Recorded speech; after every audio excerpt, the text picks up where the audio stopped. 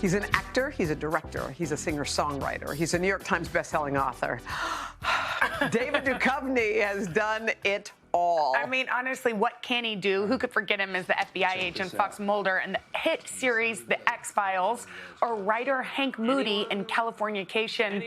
But before acting, he wanted to be a writer. See, life always goes full circle, doesn't it? So in the last few years, David has returned to his writing roots. His latest work is an Audible original.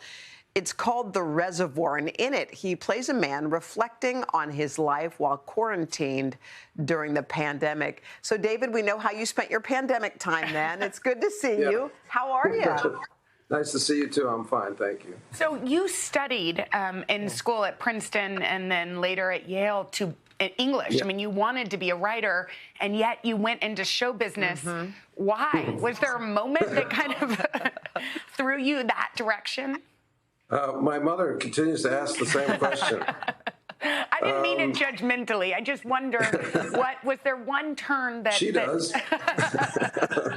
Was there one turn that changed your life? You know, that's, in a way, in my experience, that's not the way life happens. Life happens with all these kind of minor influences that send you down a major road. So I would say, you know, among the things I was thinking about was I wanted to be a writer. I was sitting in my room trying to write fiction or poetry, and then I thought, well, this is just so lonely. I'm 23 years old. I'm sitting in a room. Well, people that write plays, they at least get to play with other people. They get to be out, you know, collaborating. So I started to think about writing plays, and then as I was thinking about writing plays, I thought about acting, of course, because you're going to write words for actors, and, you know, the tumblers just click. Yeah, baby steps kind of took you that way. What about the singing lane of your career? Because we know that you're a good singer. You've obviously put music out there. I've heard from sources, a friend of yours who I know well, and he claims Money you're Matt. really good. I call Money him Matt. I call him Matt Money. That's who he is in Matt my Money. phone. I know. I know. Y'all share an accountant. Yeah. Yeah. And a friend too. So what is it about singing? Do you like the writing part of it? Do you like the singing part of it? What do you enjoy? I like all of it. The singing part is has been that's been a journey in and of itself for me, because I was never a singer. Nobody ever said, "Hey, you should sing, buddy." Nobody ever said that.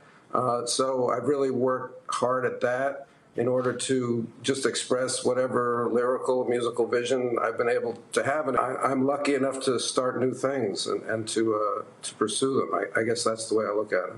Really cool. Great So advice. The Reservoir is a short story, and it's based on a middle-aged man who's quarantined and starts to kind of think about his neighbor and sort of going through this crazy thing. Now, is any of this based on your quarantine experience? Is there any of you in it? Not really. I mean, you know, that's my view.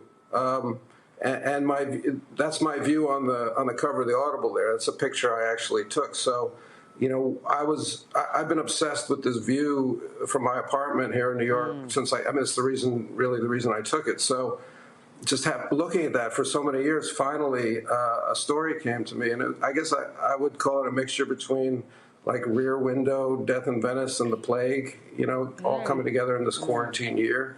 And it's something that starts with a man reflecting on his life and then turns into a very surreal journey into the heart of the truth of all things and all conspiracies, you know. And so in 30 pages or whatever, 2 hours, whatever this Audible is, I kind of tried to explore how sickness, in this case, getting ill with the virus, would create kind of a fever dream that would lead you to some greater truth in the end, or greater illusion. I'm not sure which it is. All right. Well, God, that sounds great. Sounds real good. David, thank you so much for being with us and for just chatting us up. You can listen to The Reservoir on Audible, and it is out right now. Thanks, David. Thank you, David. Thank you.